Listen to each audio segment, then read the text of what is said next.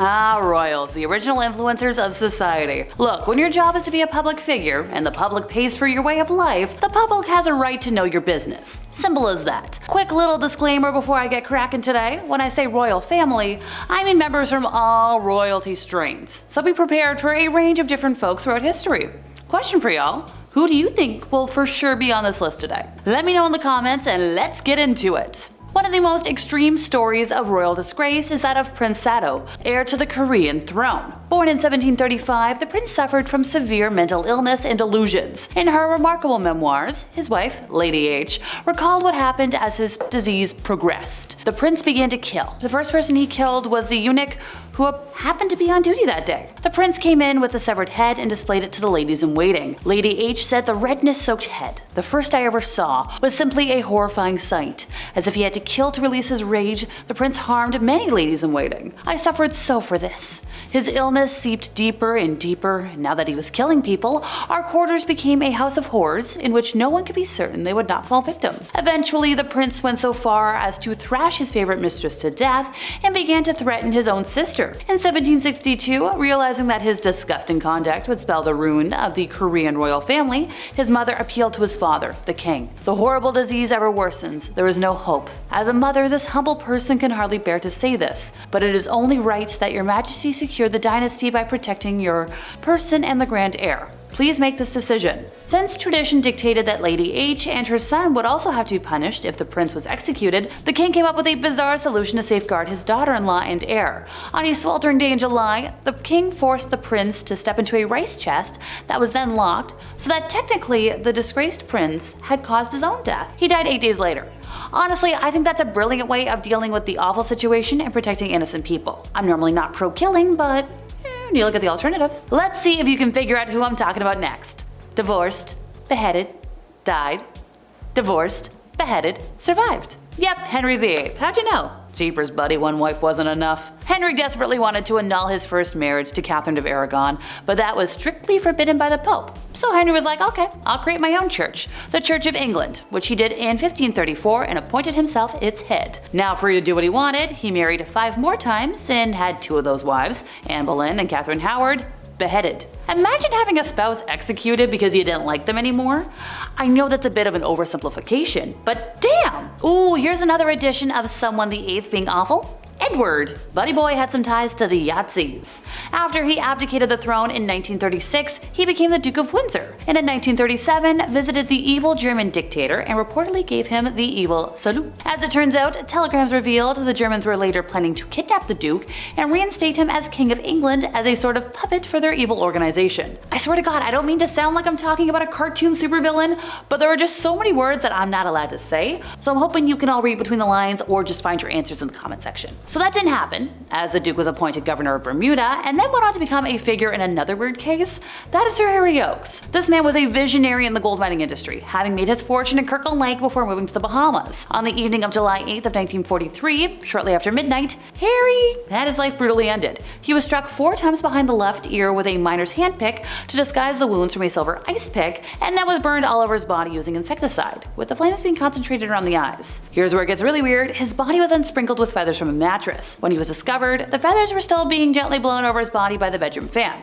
Now Edward, who had become a close friend of Harry's during the previous 3 years, took charge of the investigation from the get-go, inviting 2 American policemen he knew from Miami to take over the case instead of locals. In my opinion, he was either a dunce or helped cover up the true story. The 2 policemen had forgotten their fingerprint kits, but the local cops had fingerprint kits. So by the second day of the investigation, 36 hours after the body was discovered, they had arrested the son-in-law, Count Alfred de Marigny. He's not a popular fellow. He was on bad terms with Sir Harry Oakes, thanks to his playboy way of life and lack of a meaningful career, and also he'd been married twice before marrying Harry's daughter, and also he didn't ask for permission to marry Harry's daughter, which big no. Alfred was acquitted in a trial that lasted several weeks because the detectives were suspected of fabricating evidence against him. One of those things being a fingerprint, which one of the officers claimed had been found in Oakes' bedroom where the body had been found, but it turns out it was actually lifted from a water glass that Alfred had used during his questioning by the captains. So, who killed Sir Harry? Well, we don't know. There's been a lot of theories. We could talk about the killer reappearing from Oakes' past, rage-filled secret lover, hitmen sent from the mob, pardon the sidebar. But I think it's a little suspicious and relevant that Edward was involved in so much badness. Also, if you want to know my theory on Sir Harry Oakes, the mob. In 1314, King Philip IV of France was feeling rather good about his dynasty. His daughter Isabel was Queen of England, and his 3 sons were neatly married off to a trio of noblewomen who were related to one another and ready to produce the next generation of French princes. Queen Isabel, eager to welcome her sisters-in-law to the family, made them each a present of distinctive and costly embroidered purses. And to her surprise, during the next family reunion, she spotted those purses hanging from the belts of a pair of brothers, knights at her father's court, at a time when prowess at arms made rock stars out of men who knew how to handle a lance. Wise to what this royal regifting meant, she ran off to tell her dad, and the king sent spies to watch his daughters-in-law. Within weeks, the trio of princesses were caught red-handed with their lovers at a decrepit old Parisian fortress called the Tour de Nesle. The lovers were tormented in ways that would make any character on Game of Thrones shudder, and finally executed, which must have come as a relief after all the castrating and flaying and oil boiling. The princesses were imprisoned underground in dank, filthy dungeons, with their heads shaved and their descendants disinherited. The king himself died shortly afterwards, so within a generation, King Philip's dynasty was destroyed, and the French throne passed to a distant cousin. The disagreement over who ought to inherit the crown sparked the 100 Years' War between England and France, plunging much of Western Europe into armed conflict that will last for the better part of a century, and all because of a trio of misbehaving princesses. In a delicious twist, it is said that the wreckage of King Philip's dynasty is due to a curse laid upon him by Jacques de Molay, the Grand Master of the Templars, burned to death on bogus charges of witchcraft on the king's orders earlier in 1314. Here's a famous case and a half, the Duke of Cumberland's midnight intruder. Queen Victoria's uncles were notorious for their exploits and excessive drinking, gambling, seductions, and secret marriages, but none was as reviled as the Duke of Cumberland. In an age where character was supposedly mirrored by appearance, his sinister scar and violent temper marked him, in public opinion, as deeply malevolent.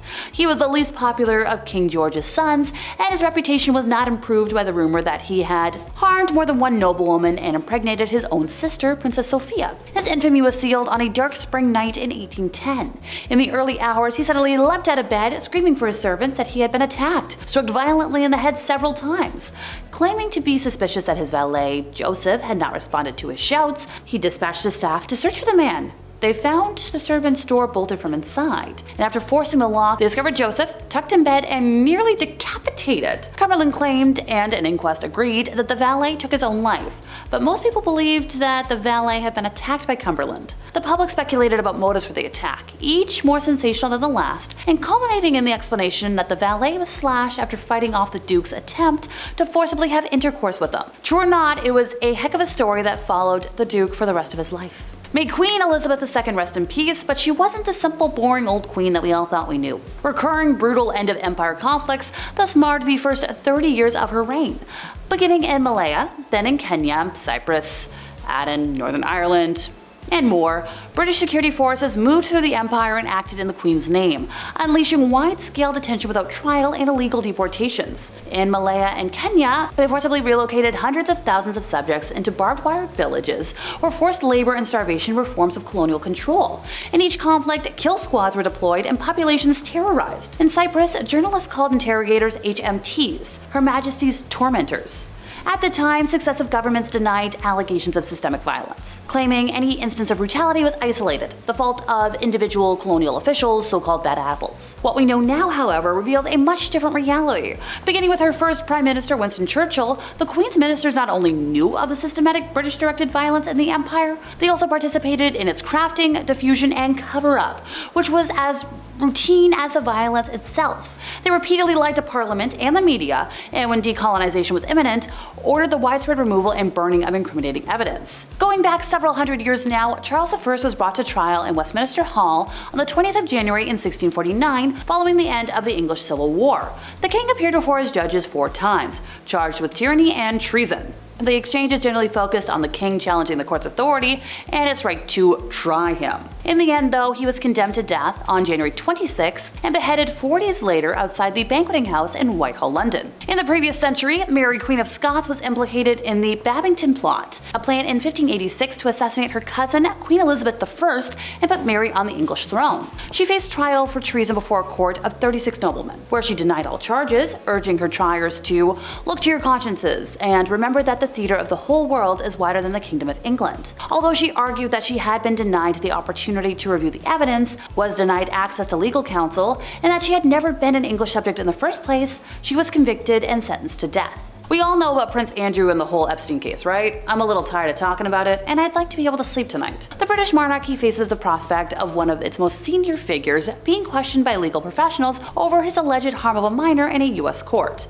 Allegations he has denied. Well, he now has to defend himself as a private citizen, so that's pretty telling in my book. And finally, Queen Elizabeth I never married, but whether she was actually the Virgin Queen has long been in dispute. From the moment she ascended the throne in 1558, rumors circulated of the Queen's secret lovers. The most notable was Robert Dudley, although in 1560, Dudley's wife turned up dead at the bottom of a staircase with her neck broken, and the question became not so much whether the Queen was a virgin, as whether the Queen was a killer.